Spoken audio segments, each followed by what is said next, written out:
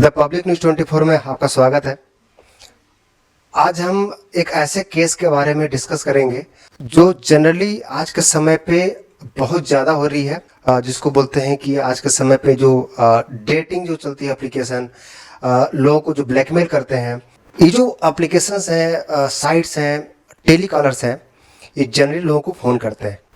आज हम आपको एक खारघर पुलिस स्टेशन से एक ऐसे पुलिस ऑफिसर की आपको हम उनकी केस स्टडी बताएंगे जिन्होंने ऐसे केस के और ऐसे जो माफिया हैं, जो नेक्सस है, उनको ना ही सिर्फ पकड़ा बल्कि उनके पूरे नेक्सस को उन्होंने बर्बाद कर दिया। तो आज हम मिलेंगे ऐसे एक पुलिस ऑफिसर से, महेश पाटिल सर। सबसे पहले सर आपको बधाई, आपने एक बहुत बड़े केस को आपने क्रैक किया बहुत ही कम समय पे, और आज जो आरोपी हैं जेल में। सर एक केस का शुरुआत जब आपके पास जब केस लेके आया तो इसका तो सर जो विक्टिम्स होते हैं, जो विक्टिम है, उनके मन में क्या चल रहा था कि क्या उनको कोई इज्जत की डर है या फिर कैसे सर केस आपके पास आया सर? जैसे कि समाज में देखा जाए तो कुछ लोग अकेले रहते हैं, अकेले साथ कोई नहीं होता है, तो कुछ मन बहलाने के लिए अलग अलग चीज़ों का इस्तेमाल करते हैं।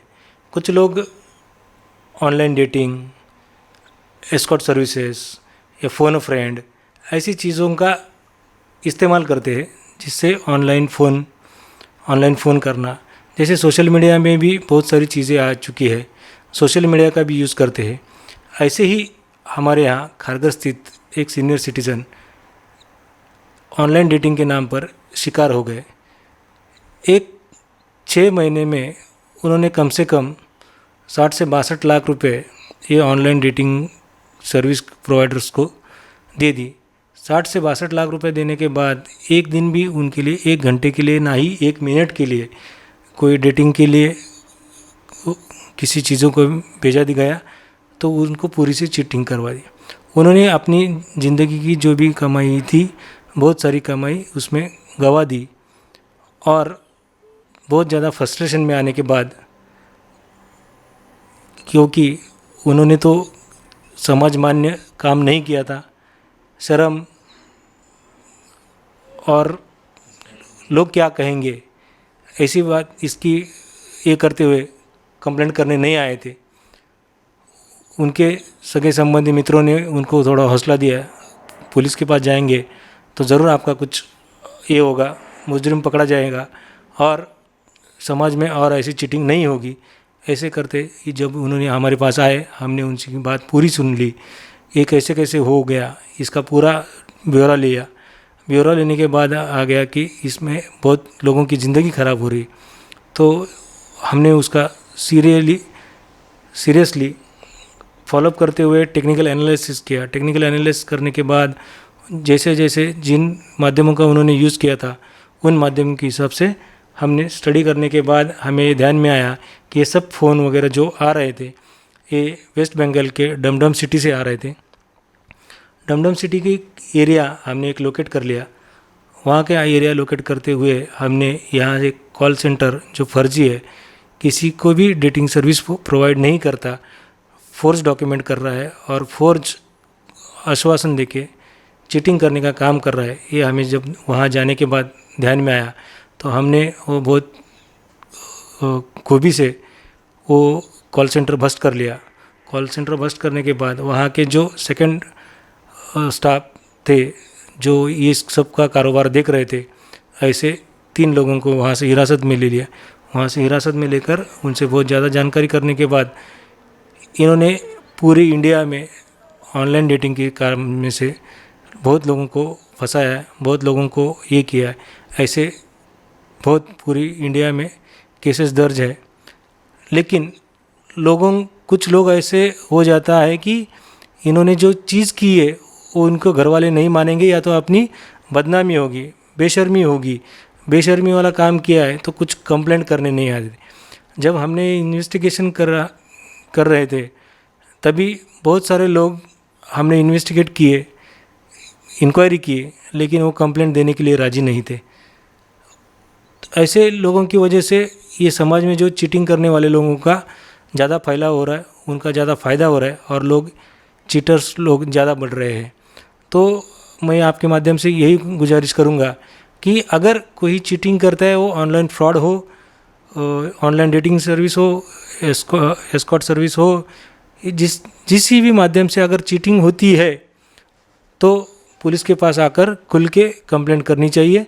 पुलिस ज़रूर उसका पीछा करेगी, उनको जो भी कायदे से जो भी सज़ा हो सकती है वो सज़ा के लिए इन्वेस्टिगेशन करके कोर्ट के दरवाजे तक उनको पहुंचा देंगे।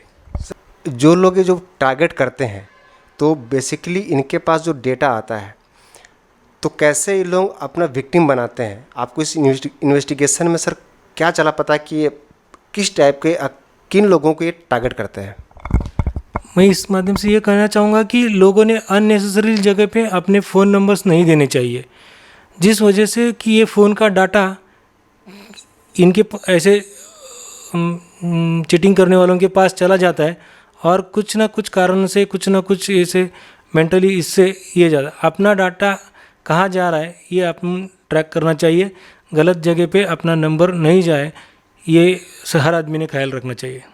इस केस में एक सीनियर सिटीजन जिनके पास एसएमएस आया, टेलीकॉलर से अलग अलग नंबर से फ़ोन आते हैं और उनसे बोला गया कि एक डेटिंग है और आपको हम सर्विस प्रोवाइड कराएंगे, और उनसे रजिस्ट्रेशन के नाम पे, कार्ड के नाम पे अलग अलग तरीके से करते हुए करीब 60 से 62 लाख रुपए उनसे ले लिया गया। जनरली ऐसे केसेस बहुत होते हैं, लेकिन कुछ ही ऐसे ऑफिसर हैं जिन्होंने ऐसे केस आए हैं, और ऐसे कितने लोग हैं जो इस ब्लैकमेलिंग का शिकार हो रहे हैं। इनिशिएटिव किया, उनको कन्विंस करके कंप्लेंट दर्ज कराया।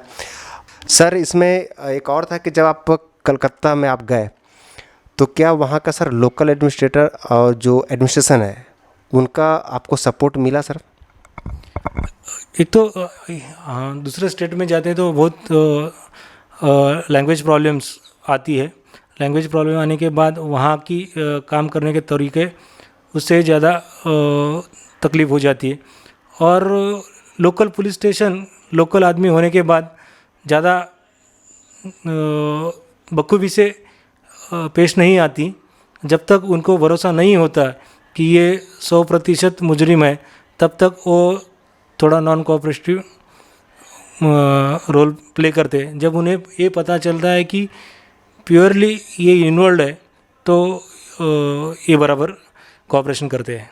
सर इस पूरे इंक्वायरी में आपने विक्टिम के घर के आसपास रहे आप, और ये पूरा इतना 24 आवर्स वॉच करना इतना आसान नहीं होता है, तो क्या सर आपने कोई टीम बनाई थी या फिर कैसे आपने उसको लीड किया सर?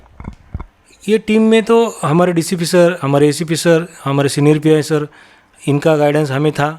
मेरे साथ मेरे सब इंस्पेक्टर विक्रांत थारकर, उनकी टीम साथ थी। हम 2 ऑफिसर और बाकी टीम अलग अलग इसमें डिस्ट्रीब्यूशन करके ट्रैक आउट कर लिया था। सर तो कभी आपको ऐसा लगा कि ये इतने बड़े केसेस को आप कर रहे हैं और साथ में किसी एक विक्टिम है उनके भी रिस्पेक्ट का भी ध्यान रखना है, तो कभी आपको ऐसा लगा कि क्या एक केस क्रैक कर पाएंगे? क्योंकि टेक्निकली सर इन्वेस्टिगेट करना डिफरेंट नंबर से फर्जी कॉल से इतना आसान नहीं होता है, तो क्या कभी आपके मन में आया कि एक केस सॉल्व हो या नहीं होगा? नहीं, टेक्निकली तो ये बहुत टफ था, लेकिन हमारा काम ही है कि जब तक मुजरिम नहीं मिलता तब तक उसका पीछा करो। पीछा करते करते कुछ ना कुछ तो मिलता ही है। मुजरिम कितना भी शातिर हो, कुछ ना कुछ तो पीछे छोड़ ही जाता है, और पुलिस वो जो छोड़ी हुई चीज़ है उसको पकड़ के उसको लटकाता ही है। तो आपने जैसे सुने कि इस केस में भी यही हुआ था, इतना आसान नहीं था और एक बहुत ही कम समय में इस केस को क्रैक किया गया, जिसमें महेश पाटिल साहब, उनकी पूरी सीनियर टीम और जो इनके जो जूनियर्स हैं वो साथ में थे। लेकिन जो लीड करना, फिर दूसरे स्टेट से पकड़ के लेके आना और पूरा इन्वेस्टिगेट करके और कोर्ट में साबित करना एक तरीके से सराहनीय कार्य हुआ, खासकर नवी मुंबई पुलिस के द्वारा, जैसे महेश पाटिल सर पूरा इसको इन्वेस्टिगेट कर रहे थे। सर इसमें ऐसे जो केस होते हैं या कोई विक्टिम बनता है, जैसे आप बताया कि लोग रिस्पेक्ट और इज्जत के नाम पे लोग नहीं आते हैं, तो क्या सर आप इस केस को, ये जो पूरा नेक्सस आपने ध्वस्त किया, क्या इसके बाद लोगों में अब थोड़ा सा कॉन्फिडेंस आएगा कि अब थाने पे जाएं और कुछ उनके साथ न्याय हो सकता है अब? हाँ, इससे तो ये हो रहा है, हम तो बहुत जन जागृति कर रहे हैं। जन जागृति करने के बाद और जैसे ही ये केस पेपर में आया तो जिन लोगों का कुछ ये था उनको थोड़ा सा डेयरिंग आ गया, तो उन्होंने हमसे अप्रोच कर लिया। हमने उनको विटनेस बनाया है। उन्होंने इंडिपेंडेंट केस दर्ज नहीं किया, लेकिन हमने उनको विटनेस बना के उनको पूरी तरह से न्याय देने का काम कर रहे हैं। पास भी ऐसे कुछ केसेस हमारे पास भी मैसेज आते हैं कि सर आप इस केस के बारे में ज़्यादा से ज़्यादा हमें बताइए, ताकि अब उसमें भी क्या होता है कि जब हमारे हेल्प डेस्क पे हमारे न्यूज़ चैनल के जो हेल्प डेस्क नंबर है, जब उस पर कोई मैसेज आता है तो उसमें एक सिंपल लिखता है कि sir please don't disclose my name. हमने इसे ये जो पूरी की पूरी कहानी थी, जो इस पर इन्वेस्टिगेशन हुआ, तो इससे ये चलता है पता कि यदि विक्टिम बन रहे हैं, सही समय पे आके और आप अपना कंप्लेन कीजिए। जो आपको ब्लैकमेल कर रहे हैं आप खुल के बताइए, पुलिस आपके साथ है। जब तक आप बताएंगे नहीं तब तक आपको लोग ब्लैकमेल करते रहेंगे। सर इसमें आजकल बच्चे भी ब्लैकमेल के शिकार हो रहे हैं, और इसमें अभी आपने कुछ दिन पहले भी खारघर में देखा कि एक लड़की का जो केस। सर जो बच्चे भी हैं और उनको लगता है कि नाबालिग है, तो ऐसे जो नाबालिग जो बच्चे होते हैं जिनका फ़ोटो या फिर उन लोग अपने मस्ती में शेयर कर देते हैं, तो सर ऐसे लोग के लिए पुलिस की तरफ से क्या संदेश रहे कि उन लोग यदि ऐसा विक्टिम बनते हैं तो उन लोग क्या करें? नहीं, इसमें मैं सभी को कहना चाहूँगा कि सोशल मीडिया का जितना अच्छे कामों के लिए यूज़ हो उतना ही काम ये करे। सोशल मीडिया इसका एडिक्ट नहीं होना चाहिए। सोशल मीडिया से ज्ञान, न्यूज़, एंटरटेनमेंट इसके के लिए यूज़ कर रहे हैं, तो उसका यूज़ करते करते गलत चीज़ों पर ना जाए। हर जो छोटे बच्चों के पेरेंट्स हैं, वो पेरेंट्स ने देखना चाहिए कि अपना लड़का अगर मोबाइल पे देख रहा है तो क्या देख रहा है, तो उसे उस साइट पर जाने ना जाने अनजाने चीज़ों का अच्छा भला का ये करना चाहिए। बहुत से पेरेंट एक बार मोबाइल हाथ में दे दिया कि वो क्या कर रहा है इसका ये नहीं करते।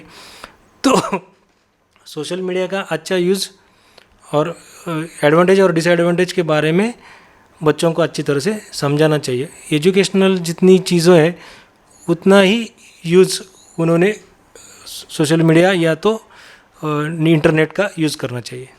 आपको मैं एक चीज़ और बता दूं कि जब एक केस का जब इन्वेस्टिगेशन हो रहा था और जब एक केस को पूरे तरीके से और उनके नेक्सस को तोड़ा गया, हजारों की संख्या में वहाँ पर जो लोग थे जो ब्लैकमेल के शिकार हो रहे थे, आज जो बच गए।